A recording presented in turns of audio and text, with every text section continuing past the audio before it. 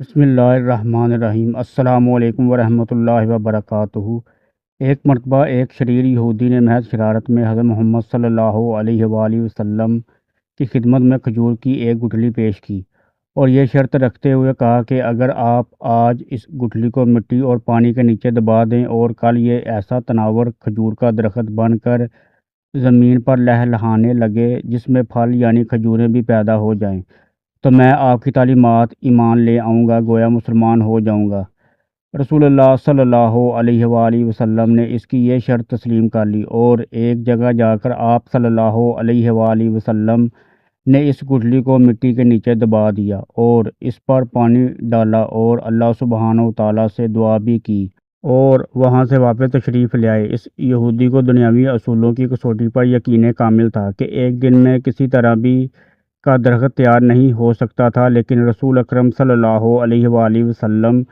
کی ذات اقدس کی روحانیت اور آپ کا اعتماد اس کے دل میں کھٹک اور خدشہ ضرور پیدا کر رہا تھا کہ کہیں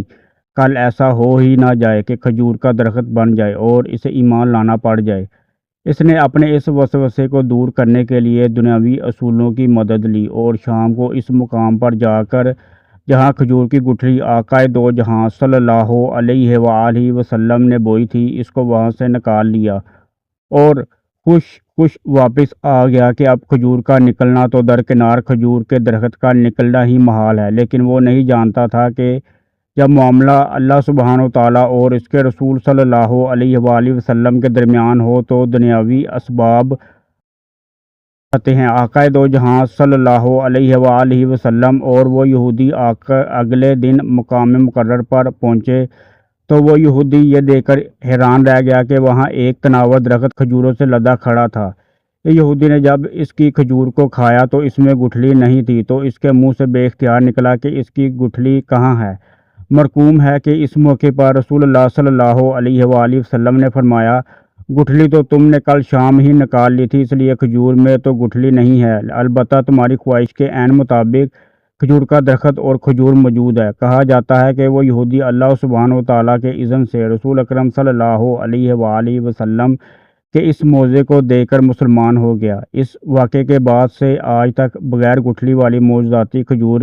مدینہ منورہ میں خوب اگتی ہے۔ حضرت جعفر بن محمد اپنے والد سے نقل کرتے ہیں کہ حضرت عمر رضی اللہ تعالیٰ عنہ کے پاس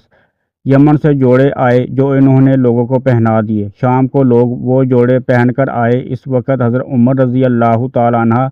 قبر اطہر اور منبر شریف کے درمیان بیٹھے ہوئے تھے۔ لوگ ان کے پاس آ کر ان کو سلام کرتے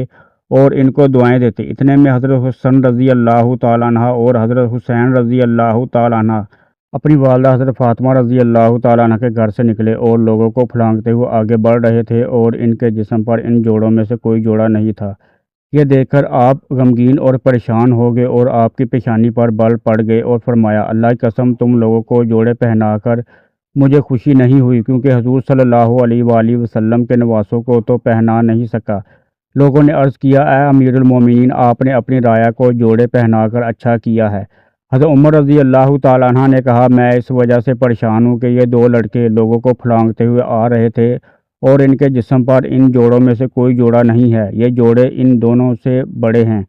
اور یہ دونوں ان جوڑوں سے چھوٹے ہیں، اس وجہ سے ان کو جوڑے نہیں دیے۔ پھر انہوں نے یمن کے گورنر کو خط لکھا کہ حضرت حسن اور حضرت حسین رضی اللہ تعالیٰ عنہ کے لیے جلدی سے دو جوڑے بھیجو۔ چنانچہ انہوں نے دو جوڑے بھیجے تو حضرت عمر رضی اللہ تعالیٰ عنہ نے ان دونوں حضرات کو پہنا دیے۔